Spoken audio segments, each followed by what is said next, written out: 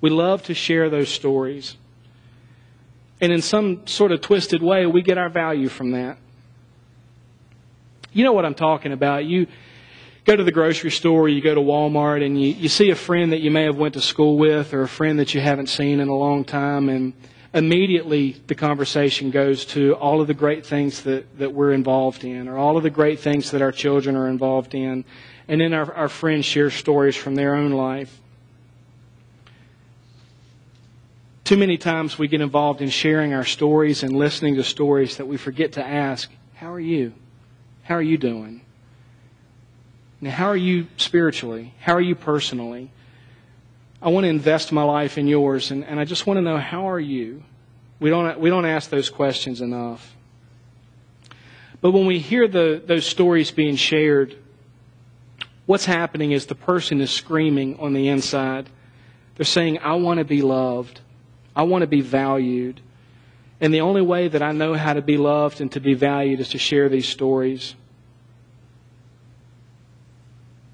This is where we need to help each other. The first thing we need to do is stop telling these stories. And number two, we need to stop being impressed by the busyness of others. Busyness, in my opinion, can be a sign of brokenness.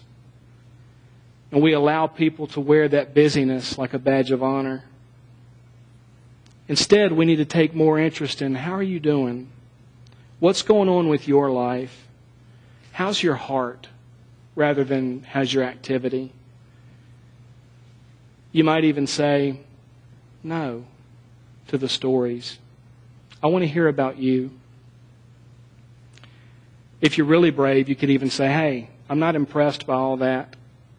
I just want to know how you're doing because you're my friend. I want to know where your heart is because I love you. I've learned something about being in church and talking to people. And when I say this statement, I say it about myself too. It's that we are all broken. We all need love from others. Some are relationally broken. Some are spiritually broken. Some are emotionally broken. There's a price to pay for busyness, and it's usually very steep. We need to stop sharing those stories. Number 3 in your notes is we need to turn it off. We need silence. One habit that contributes to a healthy soul is moving towards silence. Silence is an essential ingredient in spiritual growth. But many of us in here don't like silence, and I'm one of them.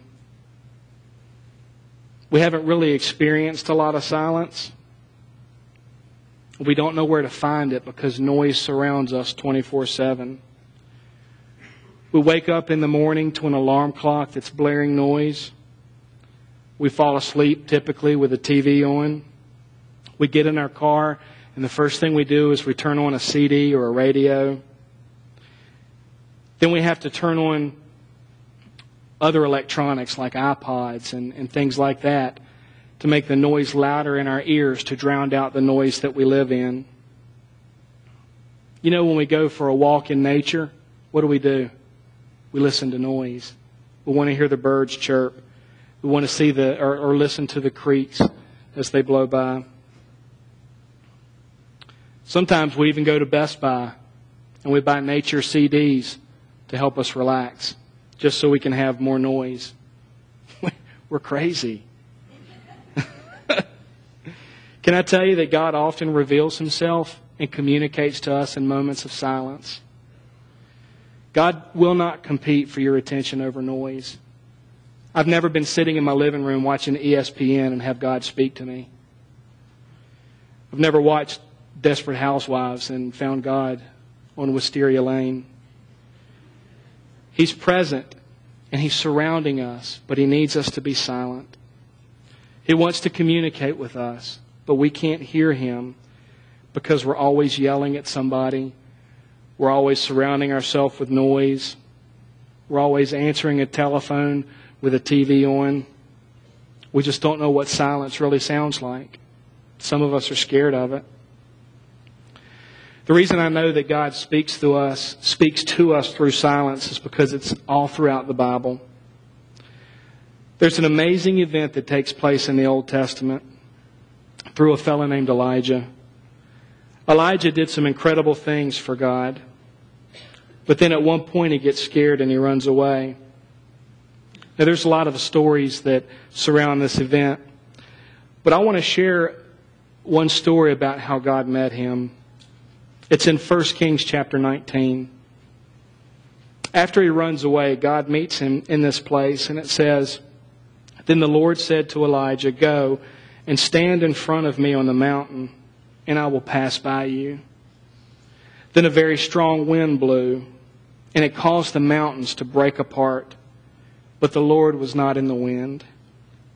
And then after the wind there was an earthquake, but the Lord was not in the earthquake.